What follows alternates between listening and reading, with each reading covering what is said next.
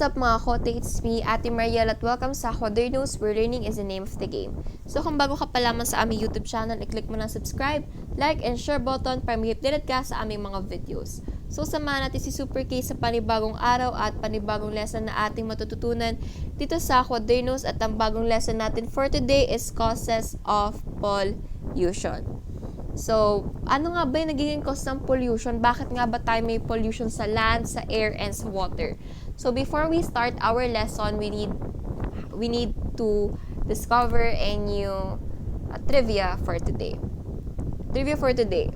In your store, sour cream or cottage cheese upside down. If you store sour cream or cottage cheese upside down, it lasts longer. Storing sour cream or cottage cheese upside down can help them last longer. This is because keeping them upside down creates a vacuum in containers, slowing the growth of the bacteria that causes them to spoil. When we say spoil, mapanis or ma-expire. Speaking of time, check out these facts that you will wrap up your sense of time.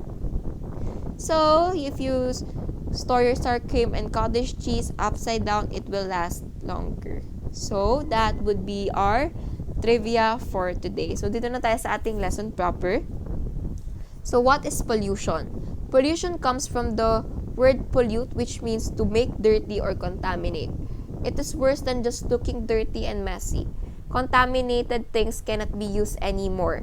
They are not safe and can be even poisonous. So, yung mga polluted and yung mga dirty and contaminated things, we can just avoid them because it's very dangerous for us.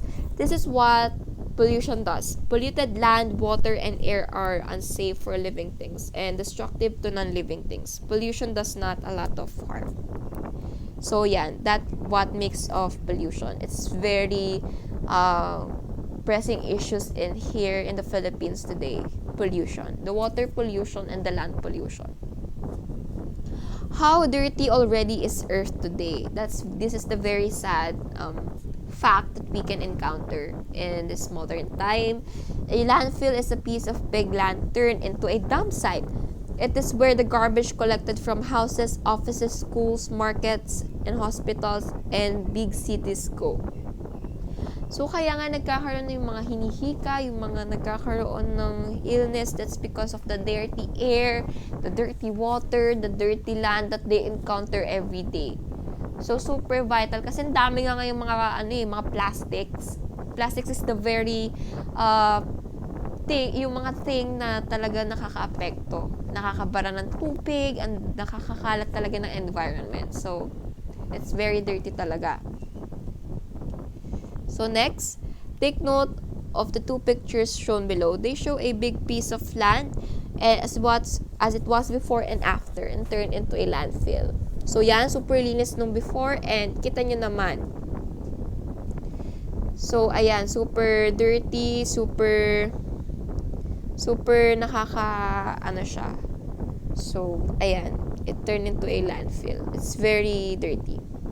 This is just one of the example of pollution brings. The land where people once lived in a safe and clean environment and where they grew vegetables in their backyards is now a place of trash. It's very sad. So, nung mga nagkakaroon ng mga bagyo, that's the reason why we have floods. Kasi nga, less planting, nagkakaroon na tayo ng deforestation, marami pa tayong waste, and madumi na and polluted na yung tubig. So, that's the very pressing issues talaga today. So, dump sites also pollute water. When it rains, the water from it seeps underground and finds its way to the streams and reservoir.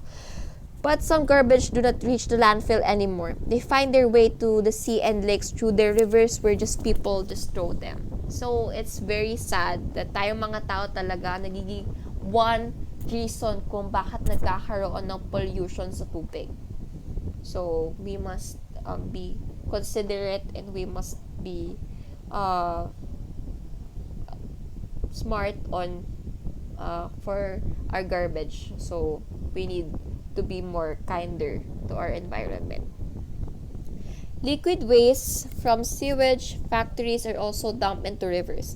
One of the most harmful pollution at sea is an oil slick or oil spill. That's very, very, very dangerous for the animals in the sea. From oil spills from pabrika. It kills a lot of fish and destroy corals. That's the big, big no-no. Kasi nga, ang ating oil spills ay very harmful chemical for the living things in the sea and other bodies of water that involves in that oil spill. The air is also polluted that it has to make a hole in the ozone layer of the Earth's atmosphere. So, nagkakaroon ng malaking butas sa ozone layer ng atmosphere natin. Has caused global warming. Yan. That affects unusual weather changes all over the world. So, nagkakaroon ng climate change, global warming kasi nga lumalaki na yung butas ng ozone layer dito sa Earth. So, yan ang ating causes of pollution. So, thank you. Have a great day and God bless. So, click the thumbs up button if you like this video and leave a comment down below if you have suggestions, questions, clarifications to our video. So, thank you. Have a great day and God bless you in my next video. Bye-bye!